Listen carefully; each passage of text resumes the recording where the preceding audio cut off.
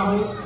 युवा साथियों, आपका अभिनंदन करते हुए मातृशक्ति का वंदन करता हूँ और हमारे बीच में उपस्थित राजनीति के, जिनको मैं गुरु भी कह सकता हूँ, और राजनीतिक रूप से नए आयाम स्थापित करने वाले हमारे वर्तमान के शिक्षा मंत्री, पूर्व में भी कई बार मंत्री रहे मदन जी दिलावर का मैं बगड़ की सारी जनता की तरफ से और प्रभारी होने के नाते बहुत बहुत स्वागत करता हूँ, अभिनंदन करता हूँ।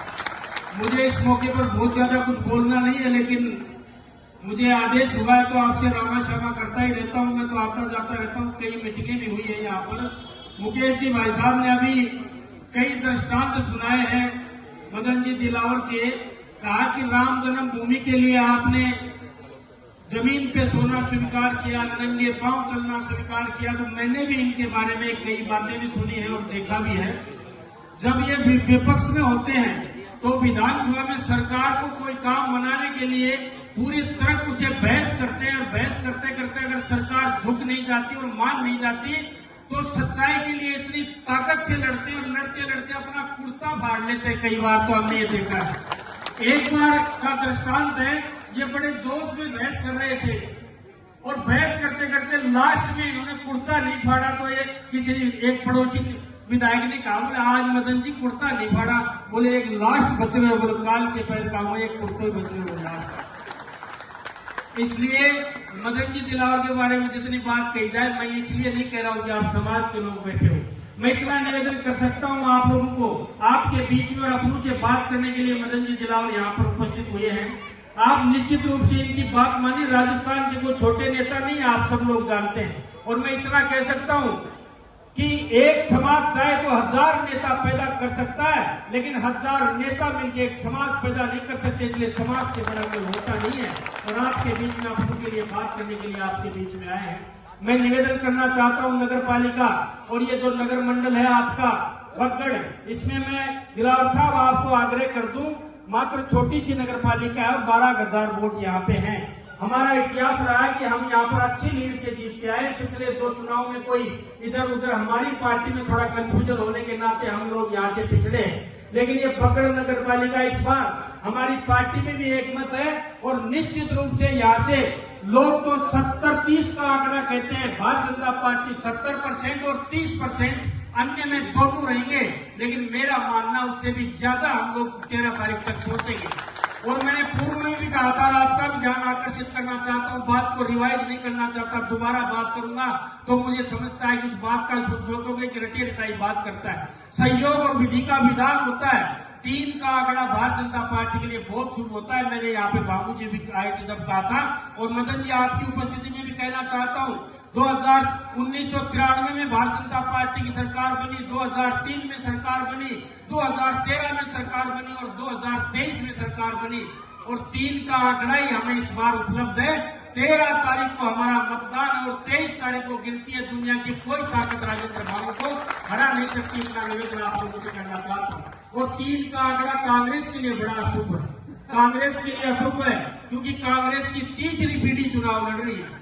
दिल्ली में भी तीसरी पीढ़ी को साल हो गई 20। इंदिरा गांधी की गाड़ी खूब चली, उसके बाद राजीव गांधी की गाड़ी भी खूब चली।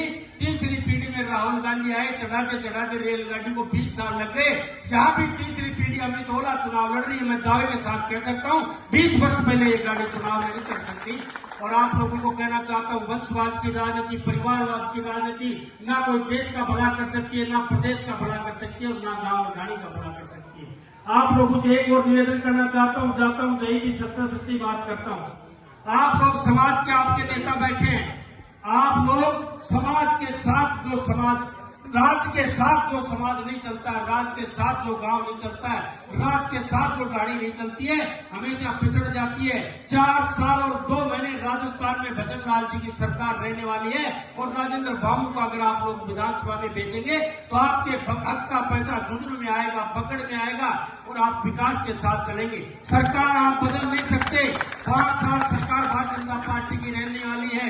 जो समाज जागरूक होता है वो राज्य के साथ चलता है और राज्य के साथ तरक्की करता है। इसलिए राज्य में भागीदारी बनो और ये काम हमारा, ये काम 10 महीने की जो हमारी सरकार भजन लाल जी की है, उस काम पर ठप्पा लगाने का मौका है ये उपचुनाव, और ये ठप्पा लगाने का मौका है शिक्षा मंत्री मदन जी दिलावर के काम पर, 10 महीने के काम पर ठप्पा लगाने का मौका है। इसको पकड़ के जनता ना चुके तो मैं समझता हूँ बहुत अच्छी बात है। और मैं सभी निवेदन प्रबुद्ध उद्योगों से निवेदन करना चाहता हूँ, यहाँ पर सब लोग बैठे हो, आप लोगों का निर्णय हमेशा ही सच्चा हुआ है और अच्छा हुआ है। और इस बार मैं निश्चित रूप से कह सकता हूँ, हम झुंझुनू से 2 विधायक हैं, 3 विधायक अगर हम लोग होंगे तो जमुना का जो पानी हम लोगों ने वादा किया था, एक बात बीच में और जोड़ देता हूँ, हमें शिक्षित जिले के नाम से जाना जाता है और बड़ा विकसित जिले के नाम से जाना जाता है। लेकिन लोकसभा के चुनाव से पहले भजन लाल जी ने यहाँ झुंझुनू में आकर कहा, अगर हम लोग लोकसभा में शेखावाटी की 3 सीट आप लोग जिताते हो तो हम यमुना का पानी शेखावाटी में लेके आएंगे। लेकिन 12 शिक्षित जिले, 12 विकसित जिले, 3 लोकसभा की सीट कांग्रेस को देकर आपने कौन सी शिक्षा का परिचय दिया है? हम लोग पानी लाने की बात करते हैं और आप वंशवाद की बातें करते हैं। वंशवाद से देश नहीं चलता है, देश प्रदेश नहीं चलता है, कोई गांव गाड़ी नहीं चलती है। इसलिए जमुना का जल आएगा।